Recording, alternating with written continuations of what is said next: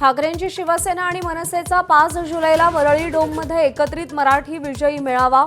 शिवसेनेकडून संजय राऊत, अनिल परब तर मनसेकडून बाळा नांदगावकर, संदीप देशपांडेंवर नियोजनाची जबाबदारी।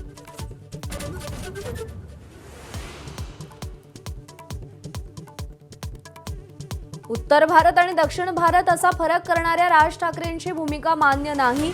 दोन्ही ठाकरे बंधूंच्या संभाव्य युतीला काँग्रेसचा अप्रत्यक्ष विरोध। महापालिका स्वबळावर की आघाडीसोबत याचा 7 जुलैला फैसला।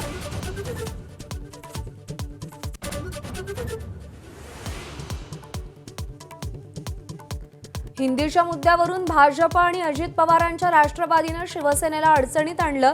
राष्ट्रीय कार्यकारिणीच्या बैठकीत शिशिर शिंदेंचं एकनाथ शिंदेंसमोर परखड मत।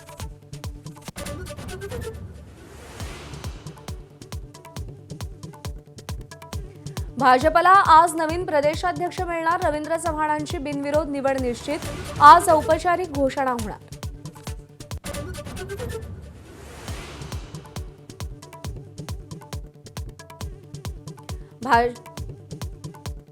तीन पिढ्या काँग्रेसमध्ये 70 वर्षांनी पक्षाची साथ सोडणार। धुळ्याचे माजी आमदार कुणाल पाटील यांचा आज भाजप पक्षप्रवेश।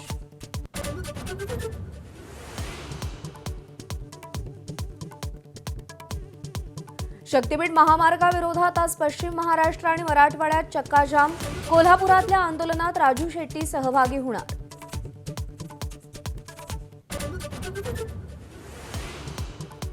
रायगडमधील छत्री निजामपूर ग्रामपंचायतीचं नाव रायगडवाडी करा। आमदार गोपीनाथ पडळकर यांची मागणी। नामांतराचा मुद्दा शासन दरबारी जाण्याची शक्यता। विविध मागण्यांसाठी अवजड वाहनं, खासगी बस, शाळेच्या बस चालकांचा आज मध्यरात्रीपासून बेमुदत संप। शाळकरी मुलांसह वारकऱ्यांना मोठा फटका बसण्याची शक्यता।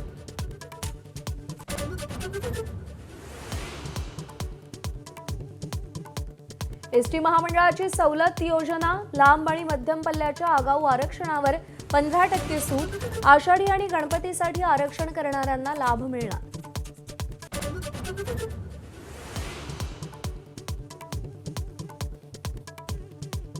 व्यावसायिक वापराच्या एलपीजी सिलेंडरच्या किमती घटल्या। 58 रुपये 50 पैशांची कपात। घरगुती वापराच्या सिलेंडरच्या दरात कोणताही बदल नाही।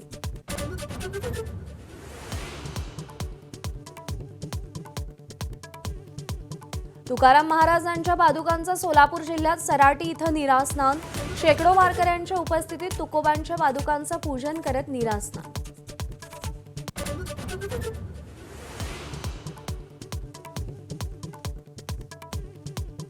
ज्ञानेश्वर माऊलींच्या पालखीचा आज पुरंदवडेमध्ये गोल रिंगण आणि माळशिरसमध्ये मुक्काम, तर तुकोबांच्या पालखीचं अकलूजमध्ये रिंगण सोहळा।